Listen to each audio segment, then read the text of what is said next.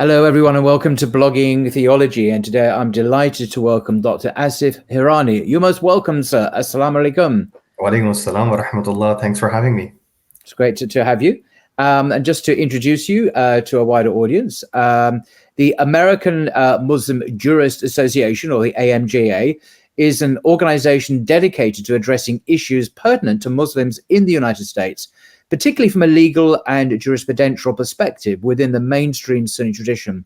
And each year, the AMJA hosts a conference focusing on specific contemporary topics, inviting experts to contribute research papers that adhere to a traditional framework. And this year, Dr. Asif Hirani was one of the scholars tasked with writing on the theme, quote, navigating contemporary gender interaction challenges and premarital constraints. Now, Dr. Asif currently serves as a resident scholar at the ICNA Dallas and IANT, and is a lead instructor at the Amal Institute and an adjunct faculty member at Boston Islamic Seminary. And today he'll be presenting a summary of his paper, which is actually about the consequences of casual sex and a call for divine gender interaction in modern relationships. It's very topical, very controversial, and Islam has so much to say about this for the betterment of our societies, our families, our relationships. It's a really important subject, as I say. So over to you, sir. Oh, thanks for having me, Brother Paul. I appreciate your generosity, and it was great to meet you in Dallas last time. I hope to see you again soon. Inshallah. Okay, so let's begin. Before we can even start, to appreciate the beauty of divine gender interaction and marriage in Islamic law, we must first understand the harms of a society lacking divine guidance. When everything is deemed permissible in the name of freedom and choice in our Western society, the consequences can be devastating, as we can witness. So by witnessing the ugliness of indecency and the consequences of fornication or casual sex, we can better value the significance of Islamic gender interaction guidelines, and we can better value the decency by knowing the ugliness of indecency. So in the next few minutes, we will first explore the chaos and moral decay surrounding sexual discipline in the modern society, and compare it then to the family-centered values and ethical framework offered by Islamic gender interaction. So before we can start, I want my beloved audience to know that as Muslims, we do not believe in simply applying a band-aid solution or bandage therapy. We seek to address the root cause. The chaos surrounding sexual ethics in our modern society stems from the removal of God from the social life and sexuality. It may be easy to target the immediate enemy, but as a Muslim, we must confront the chief enemy. And the root cause of chaos in our family life, in our sexuality, in broader social dynamics is the removal of the category of religion from the public sphere, effectively privatizing the role of God. So now let's move to the first slide, which is the shocking statistics about family life in the Euro-American region. I would say even we can add Britain, and for some statistics that Britain and the United States are facing a significant challenge, with approximately 50% of the children being born to unmarried parents. This statistic highlights that nearly half of the population is born outside of marriage. I would recommend this book by Louis Perry. This book is The Case Against the Sexual Revolution. Oh, could you put it a bit more center? Oh, there we go. Yeah. No, this book. The Case Against Sexual Revolution, a new guide to sex in the 21st century, Louis Perry. Thank you. Yeah, this is a good book about it. Obviously, it's written from a different epistemology. She's not Muslim, but she identified the problem, and she gave some staggering statistics. So almost half of the population in Euro-American region is born outside of marriage. This just tells a lot about this society. In America, approximately 18 million children grow up without a father, in a fatherless background. equating to 1 in 3 children in America. Notably, 75% of high school dropouts come from fatherless backgrounds. Considering that 50% of the population is born outside of traditional marriage, we can anticipate significant consequence for children raised in a single parent families. Yeah. And these challenges offer, these challenges manifest as increased rates of suicide, crime, mental health issue, drug addiction. All of this actually boils down to the kids coming from the single parent family or fatherless background. I highly recommend also to read this book, for especially for the statistics. That is the Toxic War on Masculinity by Nancy Pearcey. Okay. How Christianity reconciles the sexes. Okay. Yeah. So in terms of numbers and statistics, she did a good job. She's a, I think, evangelical apologist. The first few chapters, she gave shocking statistics about especially about the American society and the challenges which families are facing. So again, it may be rooted in a different epistemology, not Islamic epistemology, but it effectively highlights the problem facing families today. Yeah. In America, the rates of cheating, spouse, and infidelity are also extremely high. We can do a simple Google search and it will show us. Even according to Forbes 2023, 43% in America is a recent divorce percentage. Wow. And as you mentioned, Brother Paul, as Muslims, we believe in addressing not just the symptoms, but also the root cause of issues within our community. While it's important to provide therapy, it's important to provide counseling services, it's very indispensable to provide shelter services for the many fatherless children and those affected by divorces. But we must also focus and prioritize on the underlying causes of these challenges. As Muslims, we have divine guidance from Allah subhanahu wa ta'ala, from God, to help us tackle these community issues effectively in a proactive way. Yeah. And that's the root cause. The root cause of this failure is our failure to surrender to the divine laws of Allah, divine laws of God. As a result, every institution is struggling. When we remove a higher moral authority, that's Allah and His Prophet, we inevitably face significant consequences. There's a verse in the Quran, Surah Taha, verse 124, where Allah subhanahu wa ta'ala says, وَمَنْ أَعْرَضَ عَنْ ذِكْرِي فَإِنَّ لَهُ مَعِيشَةً ضَنْكَ. Whoever turns away from Allah's reminder, whoever disregards Allah's remembrance, Allah says he will or she will going to definitely have a hardship in life. It's not the material hardship that Allah is referring in this verse. Rather, it's a spiritual hardship. Without adhering to His divine guidance, you may find a lack of peace within yourself, in your social life, in your family life, and in your relationships. This struggle will hinder your ability to find true inner peace. We are, Brother Paul, we are living in a civilization where an entire civilization has removed God from every possible collective public sphere. And if you will allow me to just use this, that God's message is being reduced to the private category of religion in our secular world. That's the root cause of our failures. We have stopped seeking divine guidance for, let's say, in our secular politics, in economics, in social lives. We have stopped seeking God's guidance even for our sexuality.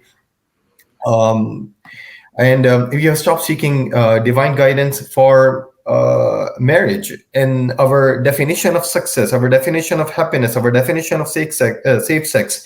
All these things have slowly and gradually removed or isolated or at least reduced the God's message. This is why every institution is struggling. We might be rising in science and technology in the West. We might be rising in terms of gadgets, but we are becoming morally and ethically bankrupt since our morality have no divine foundations. Yeah. And we must need to recognize the importance of humility and humbleness to start with. We must seek divine guidance to navigate these dark times where families, the foundation of any society, are being uprooted. By submitting ourselves to this divine light, we can begin to address and resolve our issues. So that's the first root cause. I understand that, and brother Paul, you know better, that the West has faced traumatic experiences, particularly regarding the clash between totalitarian Christianity and nation states. And unfortunately, this has led to a lack of true exposure to the organic, unfiltered message of God and His prophets. Despite having advancement in technology and science, we are experiencing moral bankruptcy. We must ask ourselves why. Despite having so much, do we feel empty? In the West, one of the most prescribed medications is antidepressant. This suggests that something crucial is missing in our lifestyle.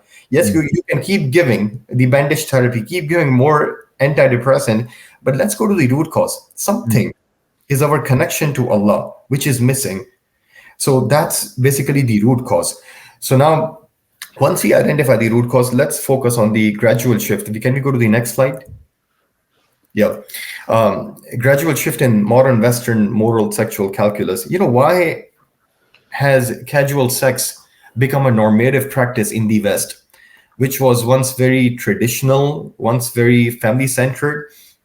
Even in the West, premarital sex was once viewed as a stigma. What caused this sudden shift where casual sex, hookup culture is no longer frowned upon, but is seen as an individual choice? Even I remember when I was a child, I remember hearing the expression about a man and woman who lived together who were not married. They were called living in sin. This was the standard expression. Oh, they're living in sin. This is a man and woman living together. Now, I never hear this expression at all. Of course, it's been banished. But this speaks to what you're saying. Now, the concept of sin has gone. The sense of the importance of marriage, and now it's pretty much do what you want. And this is the triumph of a secular liberal outlook, which has no reference to any objective moral code at all. And we're paying the consequences, the price, as you say, in divorce, depression, illness, so on and so on. Absolutely. No, I completely agree. And there are statistics that how quickly our society had a moral decay, as you were saying. This change has had significant consequences, leading to the destruction of the family system, as you said. It has gone through several stages. I would suggest if you can read the Louis Perry book on the case against the sexual revolution, and even the Carl Trueman's book, Strange New World. I don't have the copy in front of me. It's in my library with the Carl Trueman, Strange New World. And I have written also Rethinking the Rainbow, summarizing his arguments. So I'll just summarize. I'll provide a brief summary of why the West has taken this route.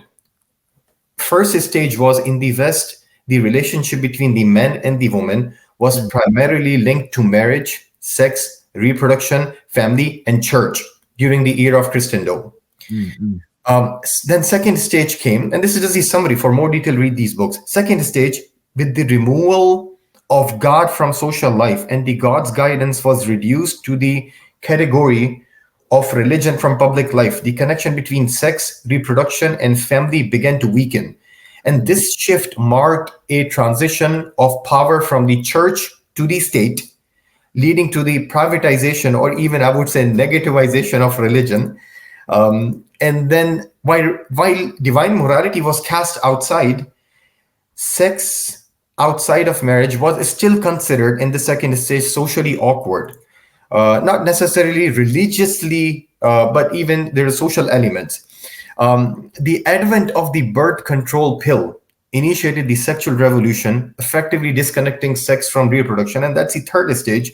After the sexual revolution, around 1960s, in some segments of the West, sex became increasingly disconnected from family, disconnected from marriage, and even sex became disconnected from reproduction now. Instead, it became associated with love. So now sex is connected with love. Sex is connected with choice. Sex is connected with consent. As a result, concepts like family, religion, marriage, reproduction were sidelined, leading to a more fluid and a plastic understanding of morality and sex. And one of the rational problem, as Louis Perry argues in her book, with the choice argument, when you connect sex with the choice, she argues, when you connect sex with choice, then motherhood just become motherhood just became a matter of choice, perhaps a biological choice for women. So Mm. consequently, fatherhood became a social choice for women. Then comes the fourth stage. And in the current state of the modern Western culture, sexual relationships have become self centric. They may be linked sometimes, sex may be linked sometimes to love or sometimes to lust. Sometimes segments of our Western society, not all, but some segments of our Western society, unfortunately, for them, sex is governed by consent only and by financial considerations only.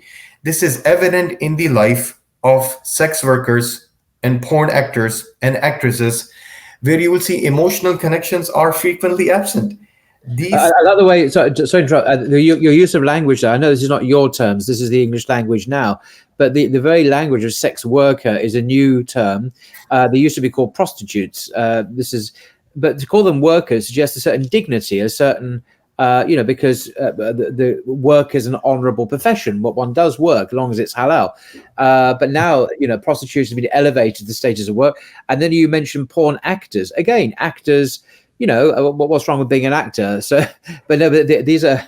So the way language is sanitizing and changing even our response to these things. So if you're saying someone's a sex worker, you're not really disapproving of it, are you?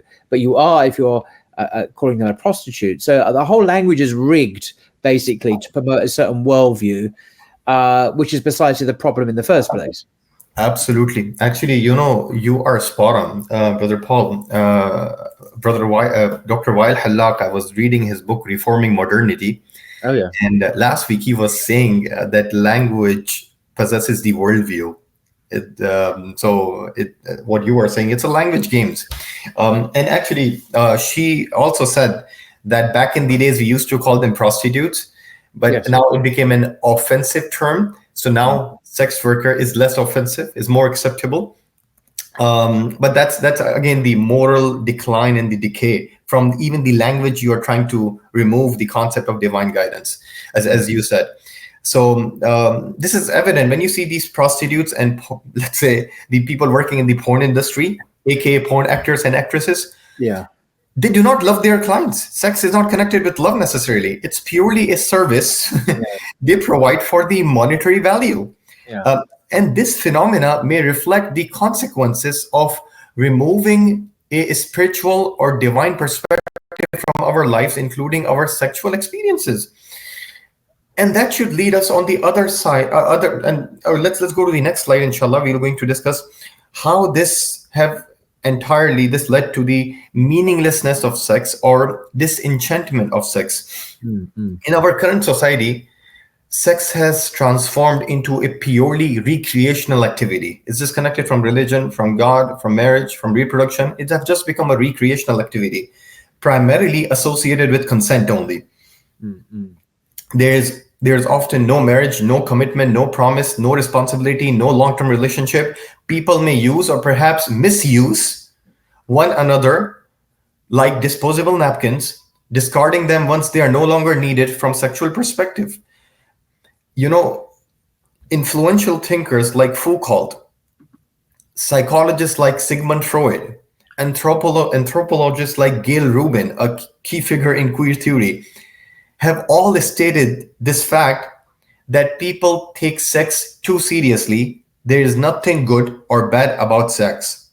I'm reading it from the book of Louis Perry. People take sex too seriously. There is nothing good or bad about sex.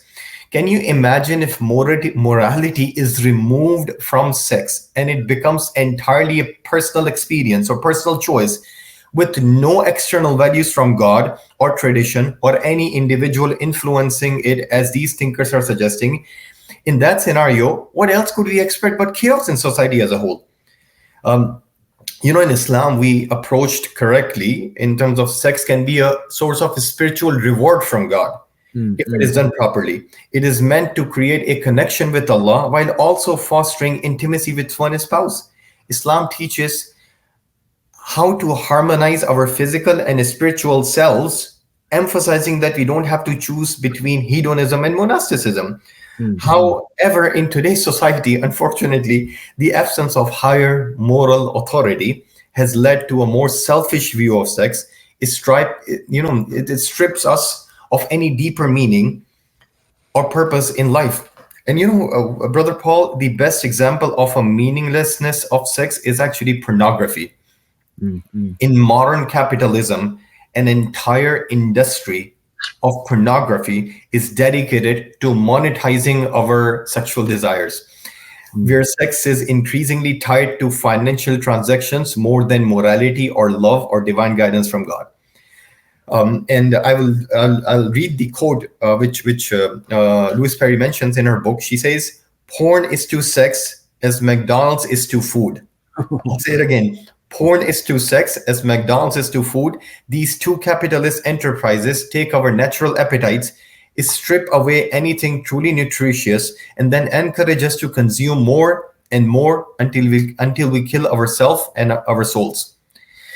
So to conclude this slide, I would say after reducing God's role in a private category of religion from sexual life in the modern West, now our generation, or let me allow this to say, porn generation, is having less sex than our parents, or whatever sex they are having is worse, less satisfying, less meaningful, and less connected to higher purpose of life. That's God and his messenger. We believed we had become smarter, yet we seem to have become more foolish. Unfortunately, our arrogance prevents us from acknowledging this reality. And this creates a moral dichotomy with liberals. One of the things which I'm struggling to digest with liberal dichotomy, on the one hand, Brother Paul, liberals promote a culture of hedonism using buzzwords like freedom and choice instead of surrendering their choices to higher authority. And on the other hand, we are left grappling with the consequences: high divorce rate, hookup culture, early teenage pregnancies, fatherlessness, and the decline of loyal and faithful spouse and marriages. Means it's no brainer. We need to be humble and recognize that some part of our modern Western society have taken freedom and choices too far.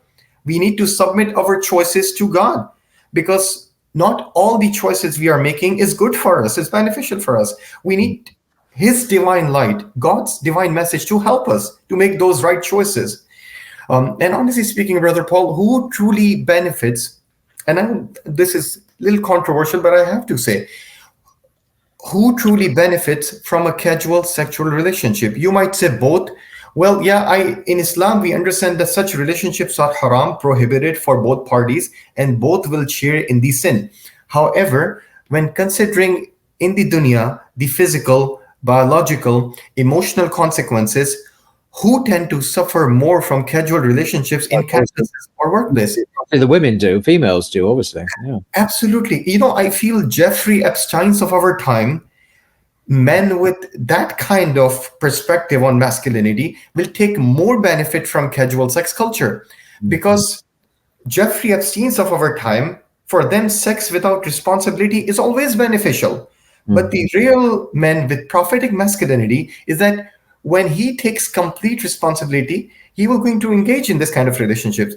If you are a predatory person, then casual sex becoming normative would certainly work in your favor. And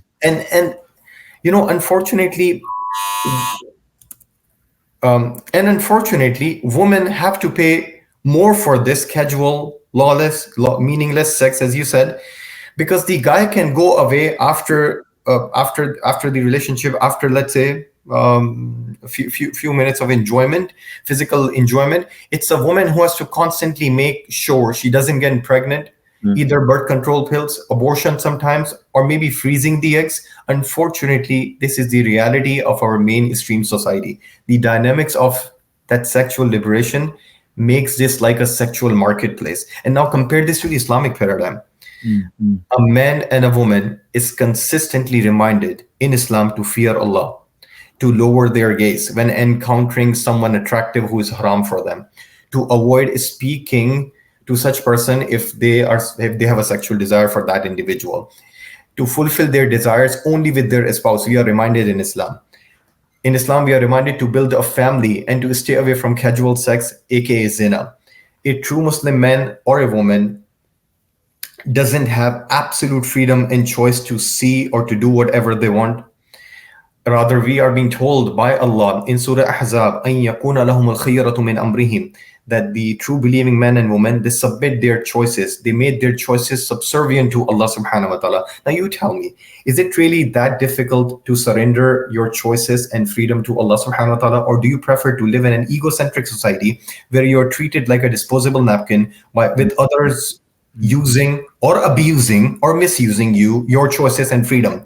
In an environment where casual sex is normalized and there's a focus on freedom from religion, autonomy over tradition, predatory behavior can thrive unchecked. And that's a problem. So now let's start with the divine gender interaction.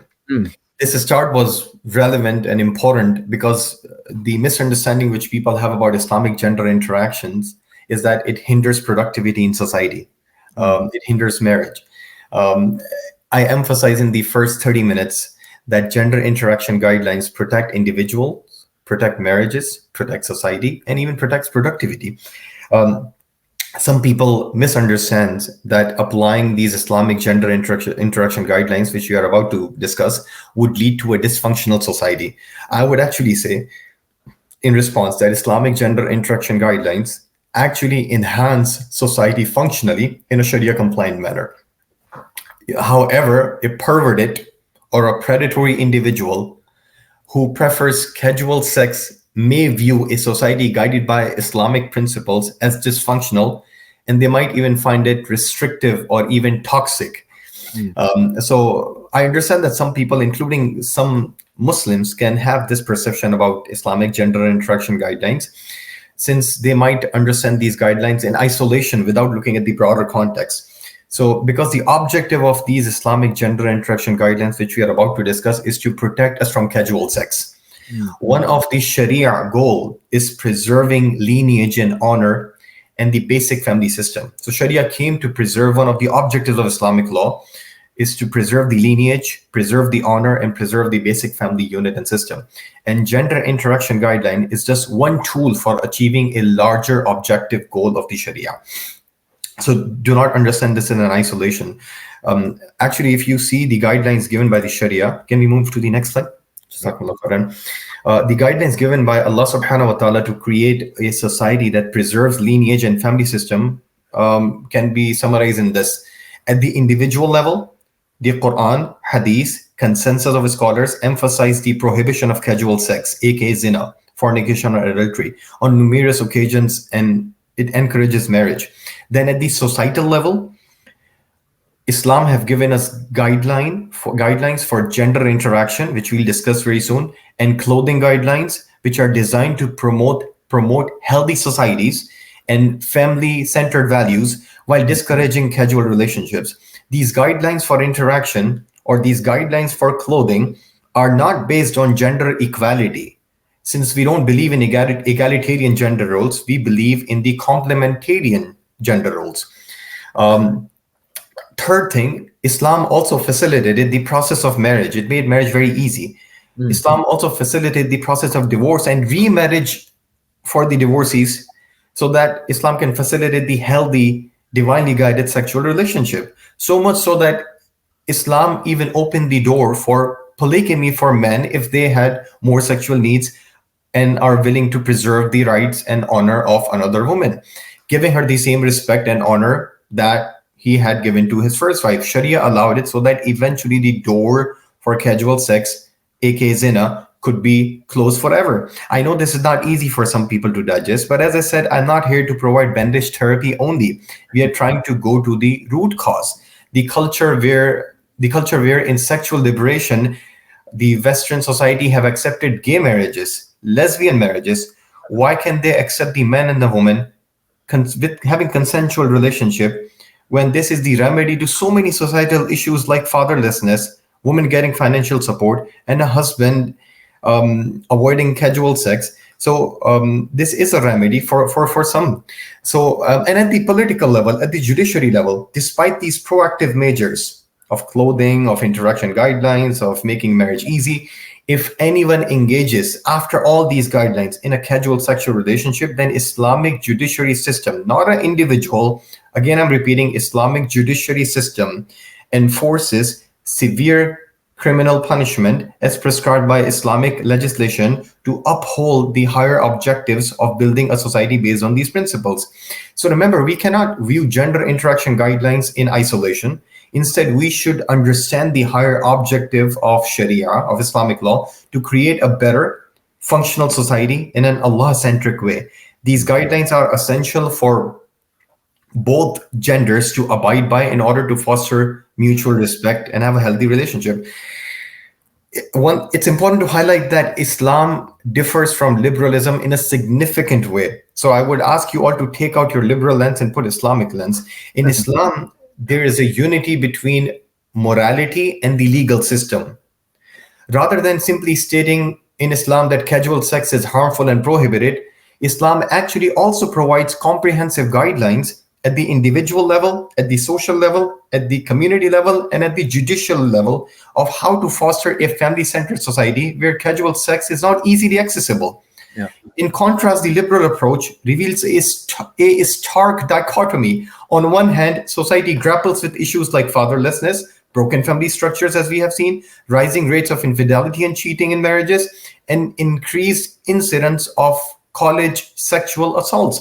Yet, on the other hand, the same liberal culture promotes a hedonistic lifestyle and extravagant parties in schools and colleges, making it challenging to reconcile these conflicting values. Alhamdulillah, in Islam, we find a seamless harmony between between morality and the legal system, as both are derived from a single divine source.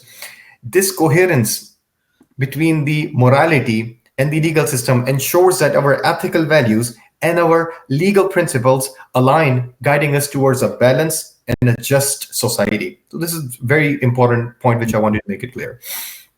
Now, can we move to the next slide, as we are about to start the gender interaction guidelines? Before we can start, and before we can start even some fiqh discussion, I just want the beloved audience to know few disclaimers, because few disclaimers are important here. First, as you mentioned at the beginning, Brother Paul, I was tasked by AMJA, or as you said, AMJA, Assembly of Muslim Jurists of America, to draft a research paper on this sensitive topic, focusing on how to navigate modern gender interactions and premarital issues, particularly for Muslims living in the West. I kindly request all audience members to read the paper, which will be linked in the description of the video. Yep, it's in the link. See the link in the description box beneath. Yep, definitely. Okay, so read that paper before reaching to any conclusions. The second disclaimer I would like to remind all of you is that I don't know of any topic in the global Muslim community that creates more controversy today than gender interaction and intermixing.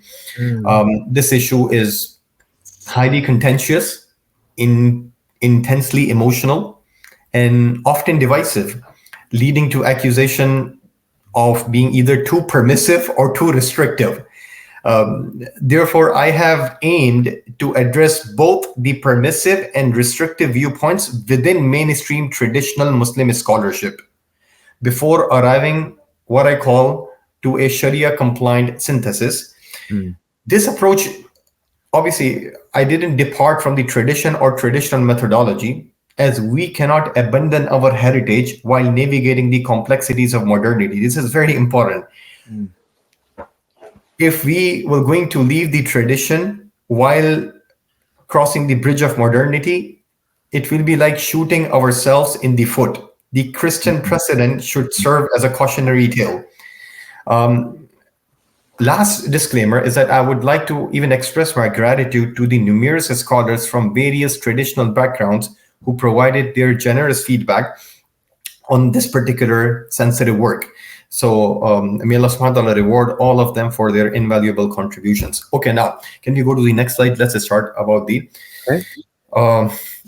Let's start. What's the ruling, whether it's permissible, prohibited, man-woman interaction who are not related to each other, who are strangers to each other? Let's say Abdullah and Maryam are talking in school, at work.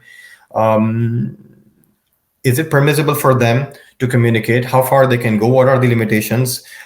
Is it prohibited? So I tried to prove in the paper that this point, particularly how to find the ruling, the premature or dichotomization on this topic will be problematic. It can result in either inappropriate leniency, or it can result in excessive strictness, which can harm the functionality of the society. So instead, multiple factors must be considered when determining the appropriate interactions between men and women. Broad generalizations about all interactions should be avoided, as they can be harmful. So interactions between men and women can be categorized into any of those 5 categories, declaratory rulings. It can be sometimes a man and a woman interaction can be haram, can be forbidden under certain circumstances. Sometimes it can be discouraged, makruh, under different conditions. Sometimes man and woman interaction can be permissible in some instances. Sometimes it can be recommended in certain cases. And at times it is obligatory between man and woman to interact. And I have actually mentioned detail in my paper. But if you go, actually this slide. If this particular slide will tell you how we will going to find out the ruling between the man and a woman interaction. There are primarily 2 factors which we need to consider. I'll just present you the summary and then we'll go into small detail. First is, there are general and constant principles in Islamic law for interaction between gender, and we have to consider that. And then there are a few circumstantial variables which we have to keep in the mind. By keeping both general and constant principles along with variant factors, you will going to do the assessment, a thorough assessment, and then you will find out whether this interaction is appropriate or inappropriate. So what are those general guidelines? Can we move to the next slide? Yep. There we go. Okay. So first is, what is the first general or constant principle for interaction between genders? First is, obviously, after I didn't mention in the slides, but intention dictates every action. So if your intention is to have a casual relationship, then obviously that's the first thing. You should clean your heart before even you can begin interacting with anyone. But let's start. First guideline: maintain a respectful gaze. Looking at the opposite gender. In Islam, giving inappropriate or dirty looks or lustful looks at one another is unanimously considered haram. However, generally, if you are looking at each other respectfully, if there is a pressing need, let's say such as buying, selling, work, marriage, education, court testimony, then scholars say it's permissible to look at one another. They given the guidelines what can be seen and what cannot be seen, provided it is without lustful intent. So you cannot see the aura, which is for men to the navel and to the knee, and for the woman the entire body except the face and hands up to the wrist, and some scholars say feet. So non-aura parts like face of each other, that's where they will argue. And I have put all the arguments in my paper. These guidelines also extend to social media interactions. According to the scholarly analysis I presented in my research paper, viewing someone's photo and video for legitimate reasons, like such as job searches, matrimonial purposes, for educational endeavors like this video, and viewing other videos on blogging theology is acceptable as long as there are no inappropriate interactions when you are viewing opposite gender. One thing I would like to point out is that scholars tend to be more restrictive regarding men's gaze towards women, while they may be less strict about women looking at men. And for a deeper understanding of these rulings, I would encourage you to refer to the research paper. It's important to consider various contextual factors as well. For example, scholars may adopt a more restrictive stance if an individual is less covered at your work and at your school. Similarly, if the person in question is young and attractive, and potentially there's a potential of temptation, the interaction guidelines might also become stricter. So, and because of the sensitivity of this topic, I have included in my paper a detailed footnotes that reference our classical scholars from all the 4 mazahib. So that's a first guideline. Our way of looking at each other to the opposite gender should be respectful, no dirty looks. Second guideline, can you move to the next slide? Um, um, can we move to the next slide? That which Yeah. one? Yeah. Second guideline is looking at each other. After the second guideline, purposeful and professional conversation. This is self-explanatory. If you have to interact with anyone, a professional conversation is absolutely fine when you are at work or a school with the opposite gender. Allah subhanahu wa ta'ala himself says in Surah Al-Ahzab, I think ayah 32, Ya nisa an-nabi lastunna ka ahad min an-nisa, O the wives of the Prophet, you're not like the other women. And then in the ending, Allah subhanahu wa ta'ala says this, through the wives of the Prophet, it actually applies to everyone. وَقُلْنَا قَوْلًا مَعْرُوفًا, and speak to them in an honorable manner, in a reasonable manner. One thing to note here is that Allah subhanahu wa ta'ala, when teaching us how to interact with the opposite gender, Allah subhanahu wa ta'ala uses the word ma'roof in the ayah of Surah Al-Ahzab. Ma'roof comes from the Arabic word uruf, which means some interactions will be considered culturally appropriate in America, because ma'roof comes from uruf, which means culture. So in order to see the appropriate application of this interaction, we have to go to the cultural nuances. So let's say what is culturally appropriate in America might be considered inappropriate, let's say in Saudi or Sudan or Pakistan.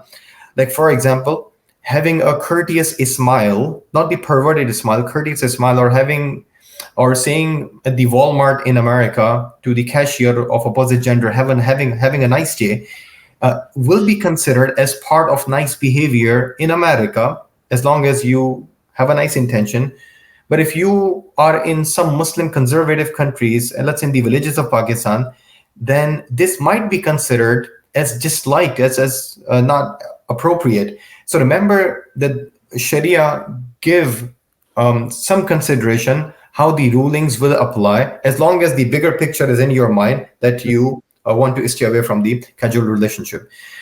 Same thing on the social media, unnecessary emojis, internet slangs should be avoided. Our conversation should be professional and it will be fine. A third guideline which Sharia gave to us is avoid physical contact. It's a huge topic. I'll just summarize here that touching with sexual desire is prohibited in Islam, obviously for obvious reasons. So if there's a genuine need, like a medical doctor needing to examine the body part of a female patient, and if the female doctor is not available, then scholars give permission, obviously. If you want more details about these guidelines, again, I would recommend please read the paper, as I've given a lot of details in this particular heading about handshakes and so on and so forth. A fourth guideline is refraining from meeting in private. Refraining from meeting in private. The private or seclusion in the Sharia is called as khalwa. In this context, in the Sharia, means that Abdullah and Fatima, let's use generic name, a man or a woman, Abdullah and Fatima, if they're alone and they cannot be seen or observed by anyone else, then this is called seclusion, khalwa in the Sharia, and that's prohibited unless it's an emergency situation. So by default, they should not meet privately when room is closed. They should meet in an open space, in a public place. When you see our sister is stuck somewhere in an emergency situation, so it's necessary for us men to help, because this is an emergency situation. The need will lift the prohibition of seclusion, but by default, meeting in private will remain prohibited. Can I just sort of comment on this one? It strikes me how amazing this is compared to, I mean, no disrespect meant, but there are millions of conservative Christians in the United States and in other countries, and particularly America. There have been these church programs where young people, young boys, girls, teenage girls, and teenage boys pledge to remain chaste, to remain, faithful until marriage. And you have gimmicks, like you have a certain kind of ring you wear and so on. And it was shown, I forget the name of a famous one some years ago, but there was some research done on these church programs to see how successful they were in achieving results. So did these young, you have a 16-year-old guy who have a girlfriend, and they both pledged themselves to remain faithful till marriage. A great objective, you think. And I forget which university, this is a long time ago, and I'd have to research it to find out the details. But it turned out that, in fact, the incidence of remaining chaste until marriage amongst that group compared to the general population was virtually indistinguishable, that they hadn't succeeded. Actually, they failed. These programs didn't work. Now, why didn't they work? Because these were born again, Holy Spirit filled, committed Christians and all that, Why didn't these programs work? Well, enter the Muslim. Well, it's obvious why they didn't work. Look at these guidelines. Okay, we'll assume these young Christian couples maintain a respectful gaze. But what they did do, they carried on going out to the movies together, for example, just the two of them. They'd sit in a cinema in the dark on their own. They might avoid sex, but they were still holding hands. They were meeting in private. They didn't have these kind of respectful boundaries and behaviors which are built into the Sharia. So that's why it didn't work, because Christianity doesn't really have any legal or moral framework other than very simple principles like you should remain faithful to marriage. Well, that's great, but it doesn't help you get there, you see, because you just carry on like the rest of society, dating, holding hands, going out on your own with your girlfriend, even though you're not married. And you just hope you're going to remain chaste to a marriage. It doesn't work like that. We're not with real people, but it does work Islamically because you've got these actual helpful boundaries, structures built on wisdom. But as you're saying, divine wisdom. It's not just made up advice. This is based on divine guidance, based on the Quran, based on the Sunnah that comes from God. And so it's perfectly crafted to work successfully, and it does in traditional societies. So as much as our Christian brothers and sisters mean well, but because they've given up God's guidance, because, well, we're going back here to the Apostle Paul and others who threw away the Torah, of course, which did contain good guidance. So Jews don't really have this problem, of course. Orthodox Jews, they also have a very similar structure. You don't shake your hands with a woman. A man does not shake the hands of a woman he is not like married to or like immediate family. And that's exactly the same for Muslims. So they have the similar kinds of rules, and so they're successful too. But Christians, bless them, have given all this up, think in the name of freedom.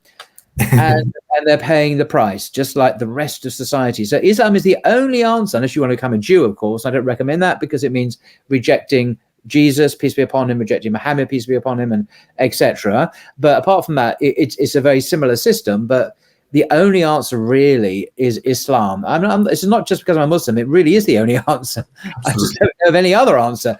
Christianity is not going to give you this wholesome divine guidance. It would just wish you well, be filled with the Holy Spirit, and it doesn't work. We know this because surveys and academic studies have been done. The outcome is not there. They don't behave any different at the end of the day because they're not following this divine guidance.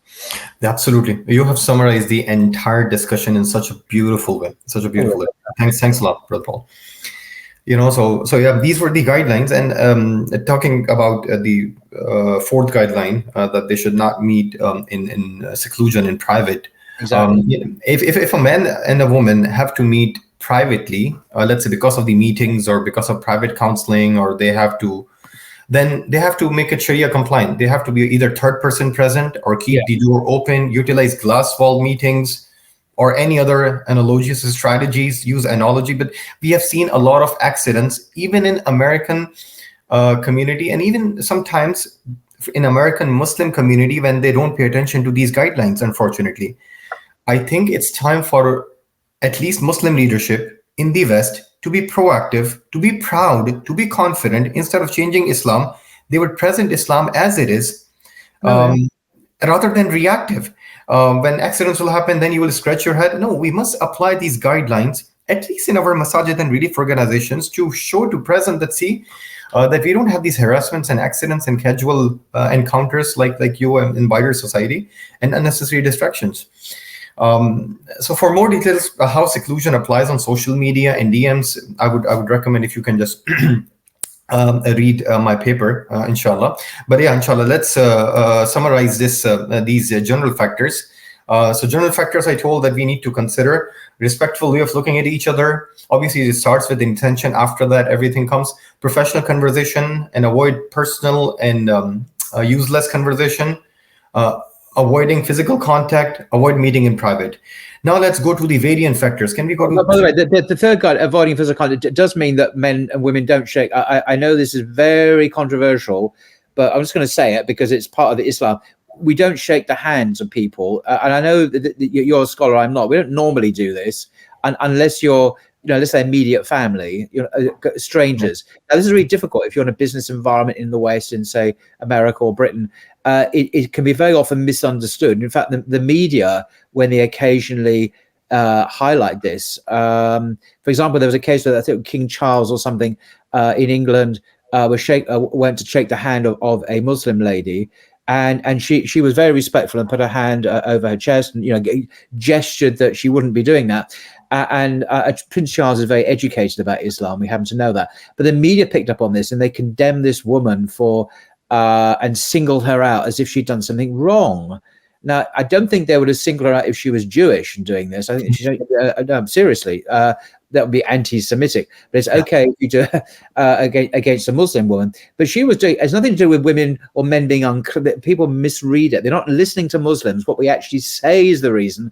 And Jews have the same logic, the same rationale, the same rule. And it's all to do with this is avoiding physical contact with people you're not closely related to. It's a wholesome, positive safeguard, which has divine wisdom behind it. But our society won't listen. All it wants to do is criticize and condemn without hearing what the reason is. It's very sad, but that is the rule. I know there's some scholars who say, well, in exceptional circumstances in the West, if it leads to misunderstanding, right, I'm not going to go there. But generally, the rule is you're not supposed to, whatever the particular applications of that may be. Yeah, that's by default. That all the four imams say that you should not initiate handshake, or you should not even shake hands with the non-mahram. Let's use the translation who are not related to you. And these guidelines have proven, once you apply these guidelines, the numbers in a proactive way, the numbers will going to get better because you are taking a proactive approach to prevent casual sex. Now, variant factors. Just quickly, these guidelines are the constant or general factors which you have to keep in mind before deciding about what is permissible and prohibited. Now, the variant factors, just quickly, first is consideration of age, clothing of the individual, and nature of the gathering. We're going to decide whether the interaction will be permissive or restrictive. There are many textual and rational proofs to prove that we have to be more permissive when interacting with a little older individual, and a little less and a little restrictive when talking to a younger individual. Means you might have to be more restrictive if the younger individual is less covered, especially in the Western countries. So these are the circumstantial variables you have to keep in mind. Your interaction with a 50-year-old woman versus, let's say, 19-year-old cannot be same. It cannot be seen rationally and textually speaking. Nature of the gathering also have an impact. Like traditional scholars like Imam Nawawi also appear to consider that nature of gathering enforcing stricter rules for mixed gatherings at foolish recreational activities like weddings and compared to mosque gatherings for Friday prayers, that we're going to have an impact on the interaction. One other thing is that knowledge of culture, customs, and social norms. For a specific application of the secondary rulings whose legal basis depend on sometimes variable norms and cultures, the fatwa, the scholarly opinion, might change from one culture to the other. Fatwa, not the ruling, the fatwa might change. We must remember that times and place may influence some of the scholarly opinion and fatwa. So I already gave you this example that have a nice day to the opposite gender in the Walmart in America might be appropriate in Sharia, but may not be appropriate in the villages of, let's say, in some of the conservative countries. This means that a fatwa or scholarly opinion may vary based on the specific context, place, and time, considering the relevant circumstances while still adhering to the primary textual proofs of Islamic law. This is important. This flexibility allows for applying Sharia principles as it is in an organic way, but in a way that addresses the needs and realities of different communities. By the way, Brother Paul, it's very important to note here,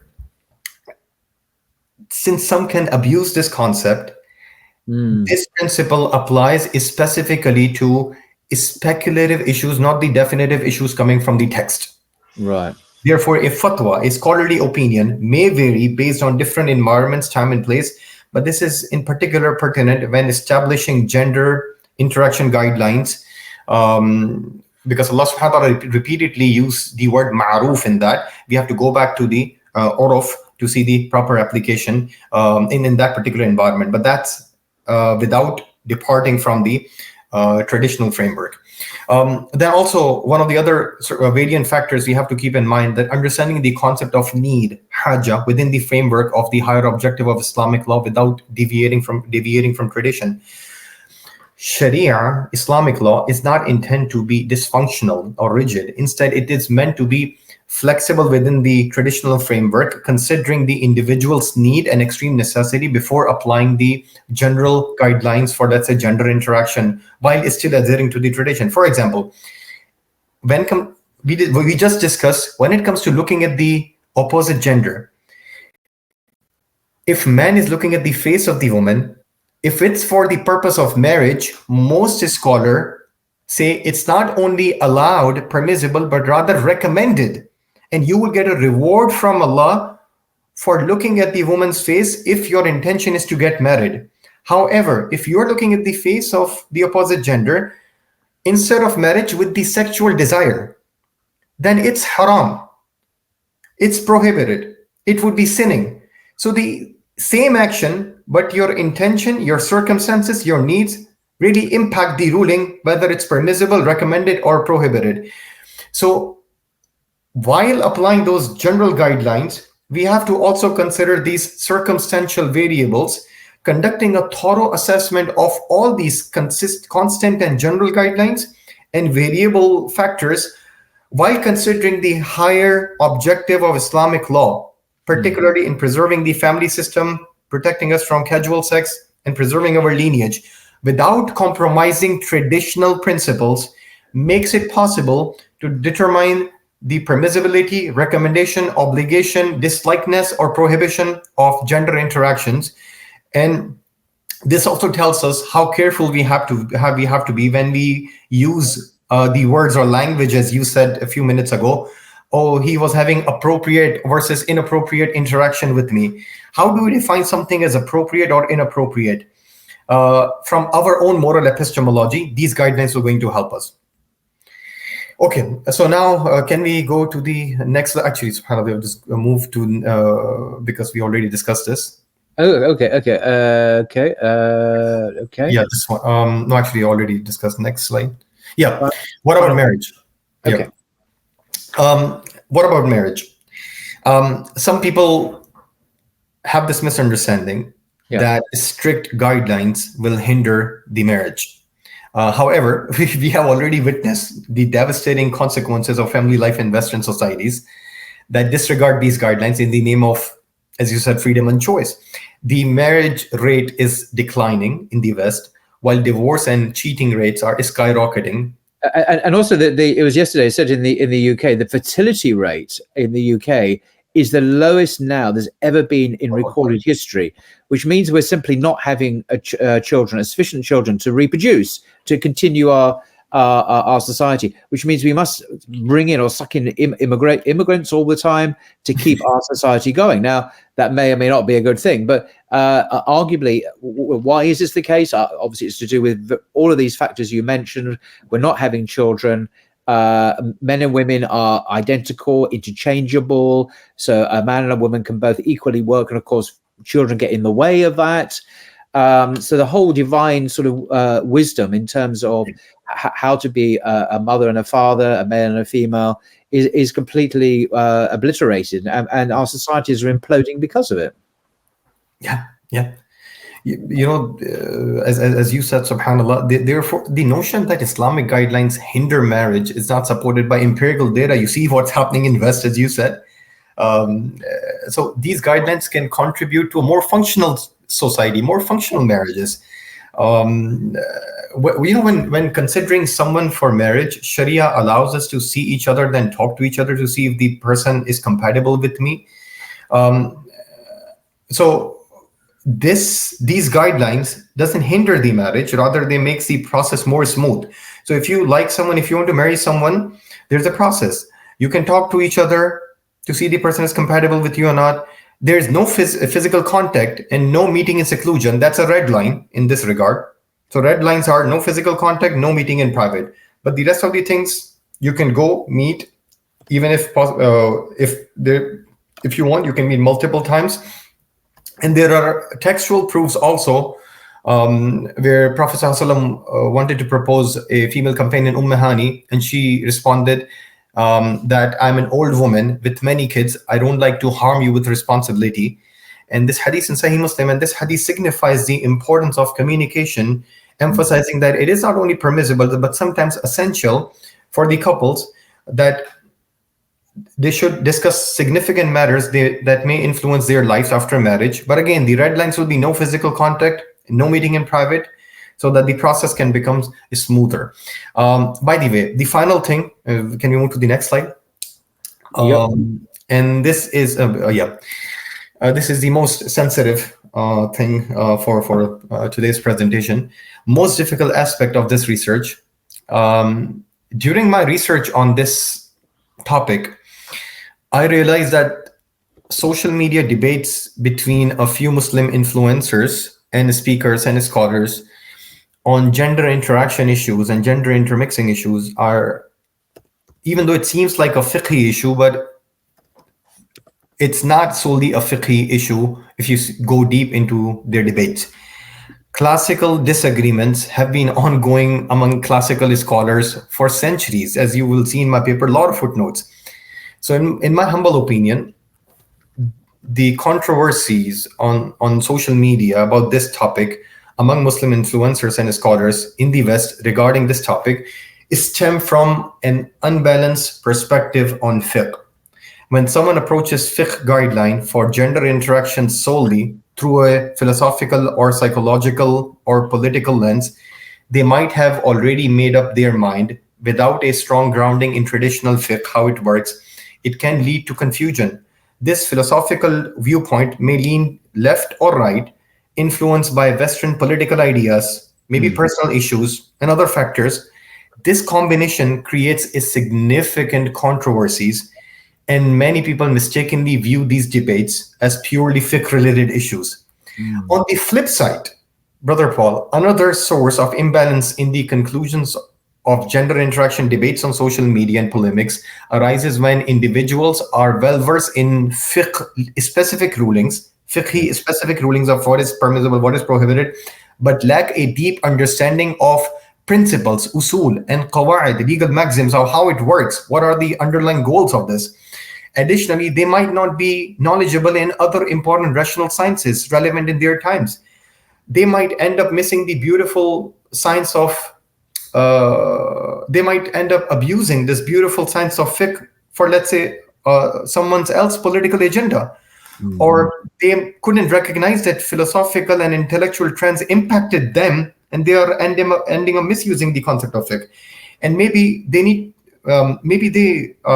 are naive to realize this. So how can we hope to achieve the insights of thinker like Ghazali and Ibn Taymiyyah rahimahullah in our era? Because the scholars like Imam Ghazali, scholars like Ibn Taymiyyah rahimahullah, they were grounded in both textual and rational sciences. And that's one thing which I see a lack of balance when I see social media polemics. Dichotomy of scholars in the West regarding gender issues. There is a dichotomy for our fiqh scholars in America. And I don't know about England, but I would just say maybe West, but I'm focusing on America right now, speaking about gender issues in modern society. Because let's say one group wants to formulate new fatwas, since modern life has changed the dynamics of interaction between man and woman, especially the roles of men and women as they have changed in colonial and neo-colonial societies. In contrast, another group is cautious and potentially accuses the first group of changing the religion, and first group accuses this group of your over-cautious approach is making Sharia irrelevant, making Islam irrelevant. So how do we solve this dichotomy?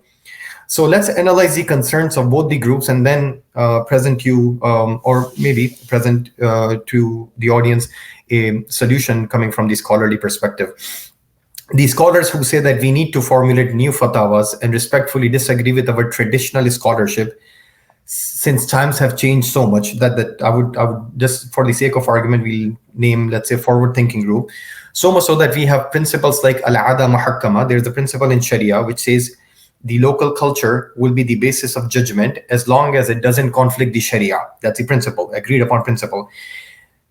There is an element of truth that times have changed significantly, but someone can argue, that cautious group can argue with this group, and they would say we should adopt a cautious approach when applying these principles, that we have to consider local cultures and customs as long as do not conflict the Sharia, al-ada muhakkama, because it is important not to be naive. As America, we are in America, we should not forget that America promotes a cultural Western hegemony that seeks to undermine Islamic hegemony, a reality which is very evident after October 7th. Therefore, we should avoid becoming part of this Western hegemonic project, as attempting to fit square pegs into round holes will lead to frustration. Instead, we must proceed with caution as we move forward with formulating new fatawas. So that's one thing. Someone can also argue that criticize this group, that while formulating new fatawas, you need to know that American empire, in which we all live, is known for its secular machinery and institutions. And all aspects of life, including the category of religion, are expected to be reformed and adapted to American values. Some of us as American Muslims, or Muslims in America, might feel pressure to undergo this enforced reformation, whether internally or sometimes maybe externally, especially on sensitive issues like gender issues and sexuality. These factors, whether they represent genuine concerns or hypercriticism, only Allah subhanahu wa ta'ala knows. But it underscores the responsibility of this first group of American scholars to exercise caution when discussing gender issues while formulating new fatawas. Yes, times have changed. We should try to respond to our time. We cannot get stuck in the past. But again, we should be cautious. We should not be naive. And especially providing the fact that American scholars, some of them hold global influence. It is essential to avoid overhauling or altering traditional methodologies and misusing the beautiful concept of the higher objectives of Islamic law, maqasid, to create an entirely new religious framework. We should be cautious, not pessimistic, but we should be cautious and mindful in our approach. Now, the problem is a dichotomy. At the same time, these scholars, the first group, adhere to traditional approaches and principles sometimes in formulating new fatawas to help their communities. Sometimes, some of them might overhaul the traditional framework, therefore criticism is necessary. And the first group, the second group will criticize them, as I can borrow the phrase of Sheikh Murad, riding the tiger of modernity. Riding the tiger of modernity. On a positive note, this criticism maintains a necessary balance within discourse, preventing some scholars from overhauling all the established traditions. But still, the potential harm of sometimes this hypercritical attitude, especially on social media, is a global division at the ummah level, since American imams and the scholars and du'at and influencers have a global following. On the flip side, if you see the scholars who express skepticism towards adjusting and issuing new fatawas in our rapidly evolving world out of the fear that modernity might impact their organic traditional Islam, someone can argue from the first group and criticize them that such an overly cautious approach may make society sometimes unproductive or dysfunctional and may make Islam irrelevant in the modern world. Eventually, Islam will only look relevant to the if Islam will only look relevant to the masjid, that's the essence of secularism. So they would also criticize that they would have to be loyal to scripture, but when it comes to tradition, traditional scholars disagree with each other all the time to give a traditional framework. So we can be loyal to the scripture, this group will say. When it comes to tradition, we can respectfully disagree with one traditional scholar and while staying in the tradition. So the first group will also criticize that why can we exercise ijtihad and formulate new fatawas using the same principles, usul, and same maxims, qawaid, which is given by the Sharia, Islamic law. If we do not, Islamic legislation risk becoming irrelevant and impractical in an ever-evolving world. Can you imagine about AI, what kind of questions we are going to have after that? So the dichotomy results in the opposition between thesis and antithesis leads to an unbalanced approach in our research. And sometimes this partisanship or this groupism often hinders us from reaching synthesis. This has created social media polemics and debates concerning gender interaction and intermixing. One group wants to move forward, wants to be, let's say, pragmatic, apply these principles and formulate new fatwas, but sometimes some of them overhaul the traditions. So constructive criticism is necessary because it keeps balance. And on the other side, you have a group who wants to stay loyal and organic to tradition, but this over-cautious approach raises questions of feasibility and how functional they can be, how relevant they can be when applying scriptural understanding in the modern society. So it's a clear dichotomy. Despite both groups' genuine concerns for the ummah, the rhetoric on both sides can sometimes be divisive at the global level. You know, in addressing this contemporary challenge, we must earnestly contemplate whether we should ride the tiger of modernity or not. So I will conclude with this statement. I know advising about such a contentious issue is beyond my expertise, so I will borrow the advice of Sheikh Abul Hasan Ali Nadwi, an incredible scholar, well-respected scholar, who gave 5 advice to fiqh scholars and activists regarding applying fiqh in Islamic civilization in the modern world. The first advice he gave, he said, he stressed the contemporary. He has stressed the importance of preserving Islamic traditions while crossing the bridge of modernity. He says we cannot leave the tradition. He pointed out that Christianity lost its essence while adapting to modernity because it lacked the divine legislation principle, usul, we have as Muslims. He cited examples of scholars like Imam Ahmad ibn Hanbal, Abu al-Hasan Ashari, Imam Ghazali, Imam Ibn Taymiyyah, rahimahumullah, how they all address the challenge of syncretism when Greek culture began to influence Muslim lands.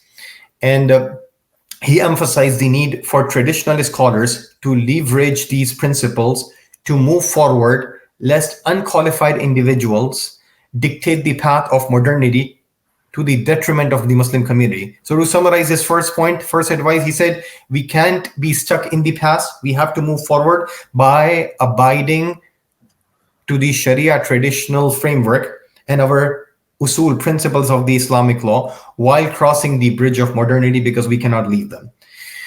Second advice he gave is that Sheikh Abul Hasan Nadwi advised the scholars during his visit in Turkey in 1952, a time of significant secularization among Turkish youth, on how scholars should represent during this hyper-secularization. He said to the Turkish scholars, at this time, azan was not given in Arabic, hijab was banned.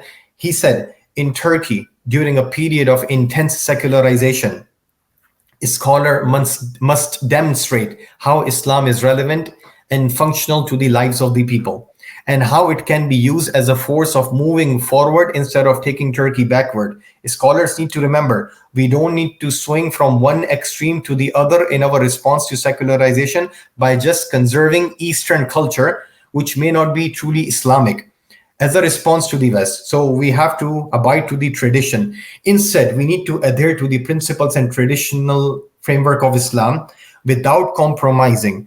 But at the same time, if there is a potential, then opening the door of mubahat, permissibility, as much as possible under the Islamic law, under the Islamic tradition, as the fiqh scholars did throughout the history. So he said, don't swing like pendulum. Third advice he gave to the scholars when he visited Pakistan in 1984. He guided a gathering of scholars in one of the seminaries in Karachi. he spoke to these scholars and he said, as a student of history of Islamic civilization, I can confirm that during the declining phases of Islamic civilization, scholars and activists often experience severe internal disagreements, which distracted them from addressing important matters. These internal disputes also influence the general population, leading them away from established traditions and traditional scholarly figures.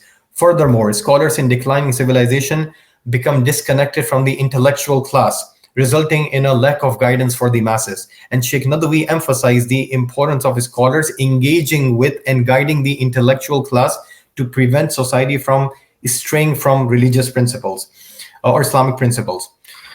Fourth advice he gave when he visited America in 1977, he expressed optimism for the future of Muslim communities in the United States. But when he was in Chicago, he was speaking to MSA activists, and he said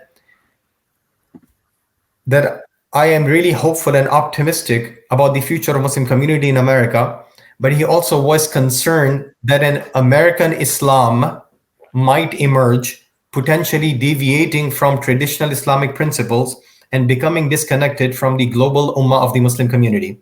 He emphasized that Muslims in America should focus on preserving the spiritual essence of Islam while adapting to American society.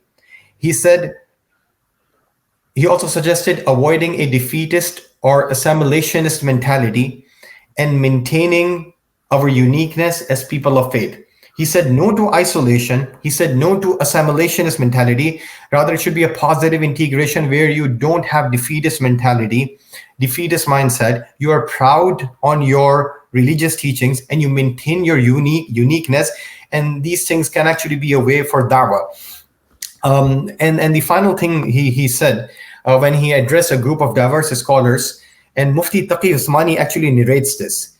So Sheikh Taqi Usmani was in Makkah, and he narrates this, that Sheikh Nadwi was teaching us to the fiqh scholars one day in Makkah.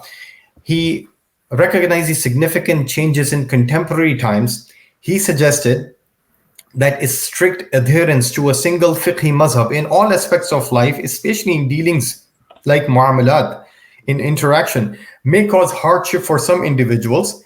Sheikh Nadwi recommended to these scholars that scholars refer to the rulings of other mazahib, established traditional scholars, to alleviate the hardship as long as they are within the traditional framework, particularly in dealings in mu'amalat without departing from tradition. So this is what Sheikh Nadwi advised how to navigate the challenges. I will just conclude with this dua that may Allah subhanahu wa ta'ala grants us wisdom, and may Allah subhanahu wa ta'ala bless you all for listening. Forgive me if I said something inappropriate. I hope and pray that may Allah subhanahu wa ta'ala bring all the scholars and influencers together so that we can do a larger good. May Allah subhanahu wa ta'ala unite our hearts. May Allah subhanahu wa ta'ala give us all the ability to identify our chief enemy. Ameen Ya Rab. I would like to end with this request. The content of this paper or this video should not be considered the final verdict on any topic unless it is based on the verse from the Quran or authentic hadith or a clear agreement of scholars. I also ask our respected, beloved viewers and audience to overlook any errors and uncertainties on my behalf and to follow what aligns with the teachings and the intent of Allah subhanahu wa ta'ala. Jazakumullah khairan, Brother Paul. Thank you so much for your efforts and for everyone. Thank you very much. Very, very interesting indeed. Please check out the links in the description below. Read the paper. Let's educate ourselves on the wisdom, the divine wisdom in the guidance that we are invited to follow for our success in this life and in the hereafter. So thank you so much, Dr. Asif Hirani, for all your work, actually. Blimey, it's very, very helpful indeed. And for your encouraging us to follow Islam rather than the pressing forces of modernity, which are always trying to bend us out of shape and drag us down into the pit ultimately, because it's not healthy, it's not helpful, it's not pleasing to God, it's not good for us. And many people are waking up to that, actually, many people. And this is why Islam is growing globally so much, because it offers solutions, actually offers real solutions to real problems that people need to hear. And I said before, I'm not aware of any any other faith that really does that on this global scale, really. So alhamdulillah. So yeah, thank you very much indeed, Dr. Asif, and thank you. Until next time, inshallah. Assalamu alaikum.